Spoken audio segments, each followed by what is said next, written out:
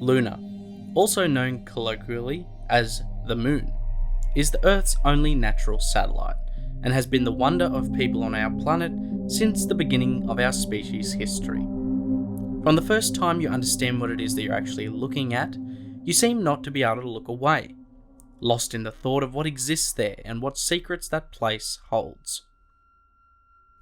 Lunar, or the Moon, is Earth's only natural satellite and is located 384,400 kilometers away from Earth and is approximately 3,475 kilometers in diameter. The Moon has no natural atmosphere, and temperatures fluctuate too greatly for any amount of regularity to exist on the surface. The Moon is additionally tidally locked, meaning that one side of the same side of Lunar is always facing the Earth. Whilst the Moon does orbit Earth, the side facing us never rolls away, and instead is locked to facing the Earth, whilst the far side is always facing away. This area is known as the dark side of the Moon, as it is always outside of our view. However, despite this name, this side is at times illuminated, only known as the dark side of the Moon due to it being out of our view and knowledge. The Moon's geology is harsh and unforgiving, left unchanged for millions of years. The scars of the remnants of thousands of asteroid impacts on the Moon's surface remain, with no dynamic geological processes active to remove them. The Moon appears to us as a collection of varied greyish hues, being between nearly white and black in a few regions. The Moon is very rocky and covered in a relatively thin layer of dusty material known as lunar regolith, consisting of both mundane but also very valuable elements and chemical compounds. Lunar was actually the first place outside of Earth to be colonized by humanity, as they endeavored to become an interstellar race. This all began with the first successful mission to the Moon after many failed prior attempts. This mission was known as Lunar 2 and took place on the 12th of September 1959, achieved by the Soviet Union. This mission saw the first man-made craft impact the surface of the Moon. The next step would be to view the entirety of the Moon, including the dark side. This was achieved only a month later, on the 4th of October, by the Lunar 3 mission, again under the Soviet Union. However, it was eventually the United States of America that would become the first people to step foot on the Moon's dusty surface, on the fateful day of the 16th of July, 1969, marking, at the time, the greatest leap that mankind had taken in fulfilling its destiny of discovering in the form of Apollo 11 and Neil Armstrong's foot. Many more manned missions would occur on Lunar, until the job of continuing the Moon's future with humans was taken over by corporations. Eventually, space companies worked to establish habitation, material extraction, and mining operations on the Moon's surface. The United Americas, with the other world governments and their respective corporations, established a number of operations and colonies on the surface of the Moon, all beginning in 2031 on the 10th of August. It was at this time Weyland Industries began the process of terraforming sections of the Moon to make producing mining areas and habitats much easier. The United Americas established two main settlements on the surface. These were Olympia and Plymouth. Weyland Industries, though, would work to establish a more expansive and established colony in an area of Lunar known as the Sea of Tranquility, which was also the landing sites of many of the Apollo missions. Let's talk first of Olympia and Plymouth, the first of Lunar's human settlements. These, as stated, were under the control of the United Americas and were small, more research-focused centres of population that were established in 2031 and 2032 respectively. The Weyland Industries colony of Tranquility was much more expansive. The site was much more a colony than a simple settlement from the beginning, even though it did take much more time to be fully established by the year of 2039. However, after it was completed, the colony grew fast.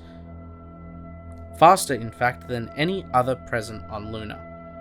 On the 28th of May 2039, the atmospheric processor established by Weyland Industries is able to create the first artificially generated atmosphere outside of Earth. Whilst this made the atmosphere of the Moon pressurized and breathable, the external environment outside the habitation areas of the colonies on Luna were still subject to massive amounts of harsh radiation from the Sun, and so it was possible to survive on the surface of the Moon, but still best to reside within your habitation. Tranquility became the hub for all activities on the Moon. A whole lunar industry erupted as mining and refinery begun on the world. Mining, collection and refinement of things like titanium, hydrogen, aluminium, silica and water occurred there, but most importantly that of helium-3. Helium-3 was a stable isotope of helium that was ejected by the Sun and scattered on the Moon's surface, as there is no atmosphere or magnetic interference to reflect it, like what occurs here on Earth. Fortunately though, helium-3 was massively abundant on the Moon and could be used in fusion-driven nuclear power plants and in starships, along with water that is broken down into oxygen and hydrogen to fuel their engines, leading to transportation industries becoming abundant there and establishing multiple depots across the surface. This boom in economy led to the population of Tranquility quickly reaching 2.2 million people as of the 2080s, and the population of Luna as a total reaching 4,270,000. Between the 2040s and 2080s, the economical and industrial importance of Luna to human existence only continues to grow. The light manufacturing begins, and new and unique manufacturing techniques were utilized and even discovered due to the low gravity conditions present on Luna. Things like the manufacture of cybernetics and biotechnologies were made vastly easier and cheaper. On the 1st of January 2065, the early company, Sieg & Son, established their own manufacturing plant in their own lunar settlement known as the Schickard-Washington frontier. One notable person to be born on Luna is that of our beloved Ellen Ripley. Yes, it's true, Ellen Ripley was in fact born on the Moon in the Olympia colony on the 7th of January 2092, and 2 years later would remain in the colony when it underwent a massive quarantine during a dangerous outbreak of the XMB virus.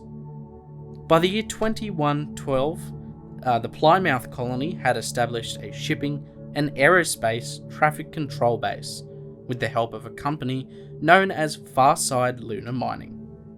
One notable employee of this operations centre was Joan Marie Lambert, a whole 9 years before she would serve her role aboard the US CSS Nostromo. Lambert worked at this facility for a whole 2 years before moving on the 5th of February 2114. After this time back at the Weyland-Yutani colony of Tranquility, implementation of new and useful vehicles had begun as of around the 2130s. The predecessor to the Toyota all-terrain commercial tractor and ground transport had emerged from the company of Toyota of the same name. This early model made traversal of the lunar surface much easier, and I would have to assume that it would be built to withstand the lunar regolith in order to make its internal mechanical components longer lasting and make the whole unit more cost effective. You might recognise these craft as the earlier version of the crafts that would feature in the film Aliens, based in 2179, in the Hadley's Hope colony of LV-46. Lunar Air Defense was established at some unknown time However, it's likely that it occurred shortly after the establishment of the Colonial Marines in the year 2100. These facilities act as sites to improve safety, defensive and offensive capabilities of the lunar people. This started simply as the presence of Colonial Marines on the colonies as law enforcement and as a semi-military presence. Then, warships would begin having a presence in lunar airspace. Then the largest development, arguably, would be the large anti-aerospace energy cannons placed onto the lunar surface and utilised to deter, and if need be, combat hostiles to the lunar people and the colonies in which they inhabit. Only one of these cannons had the capability to destroy entire warships and frigates in lunar orbit, among other things, and it is not certain how many of these the moon possessed. However, I would have to guess maybe around a dozen or so, for good redundancy practices. These facilities also developed widespread biometric scanning abilities, being able to scan anywhere on Luna within low lunar orbit for any kind of biological life forms.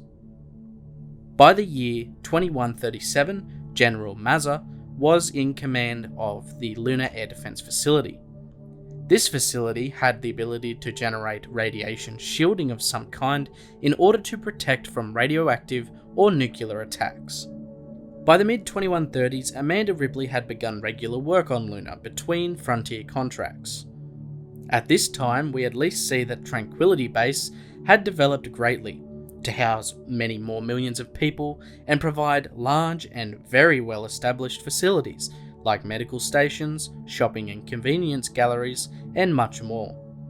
Around the year 2136 to 37, Zula Hendricks of the Colonial Marines would be moved to Tranquility's medical facility due to massive damage inflicted on her during her first tour of the planet Mars. There she would suffer greatly whilst attempting to recover from her injuries. She meets Amanda Ripley and the two develop a friendship as Zula worked to get back to her former glory and prove herself ready to see combat once again. In the year 2137, a ship known as the Europa arrived above Luna's surface, and the defences were raised, with a group of combat synthetics accompanied by Zula Hendricks to investigate the craft's seemingly unresponsive crew. It's not public knowledge what they discovered on the ship, however, it was taken out of lunar orbit and into extrasolar space. The ship would later return, many weeks later, with no news about what had happened, other than Zula Hendricks contacting the Lunar Air Defense facilities from the ship, informing them that it was heavily damaged and in a state of disarray. Zula informed them that they would need to be allowed to bypass regulations in order to execute gravitational braking procedures. When performing biometric scans on the Europa vessel, the Colonial Marines had discovered the presence of an alien life form. They had been in the business of acquiring this specific life form for a certain amount of time, and when the defiant Zula Hendricks decided against such actions to allow them to achieve this goal, her mutinous, traitorous ways were no longer to be tolerated. Lunar Air Defense prepared to fire on the vessel, and when making impact we see the sheer destructive power that the lunar energy cannons were capable of. The Europa is damaged beyond repair and begins to fall out of orbit. The Lunar Air Defense then picks up a massive heat signature originating from outside the craft. It was in fact a fuel cell from the craft, strapped to one of the alien creatures in order to destroy it. However, Zula had not yet won, as Air Defense had picked up the signature of another live sample that they were now going to procure. They mobilised a team from Luna to recover the specimen and any other notable materials as the Europa crashed down to the oceans of Earth. But that was pretty much where our knowledge of Luna's history ends. However, if we get any new information, you know that I'll be sure to make an updated video with all the lore additions to the Alien franchise. Before I go, I just wanted to let you guys know about the merch store called ACHERON's Colonial Marketplace. Here you can pick up a variety of ACHERON and alien themed merch from 3 distinct product lines, including shirts, hoodies, mugs, blankets, stickers, bags, and even phone cases. So if you want to support the channel and look good doing it, pick up some ACHERON merch. But what other videos would you guys like to see? If you have any ideas or have any questions you would like answered, please meet me down in the comments. If you did enjoy the video, please leave a like and go check out Project ACHERON on Twitter and Discord. If you want to support me further, you can become a patron where you can get access to early and behind the scenes content, the monthly and Alien Day giveaways, as well as the patron-only engraved set of items. I hope you guys did enjoy the video, and I'll talk to you guys in the next one. Until then, this is Project ACHERON, signing off.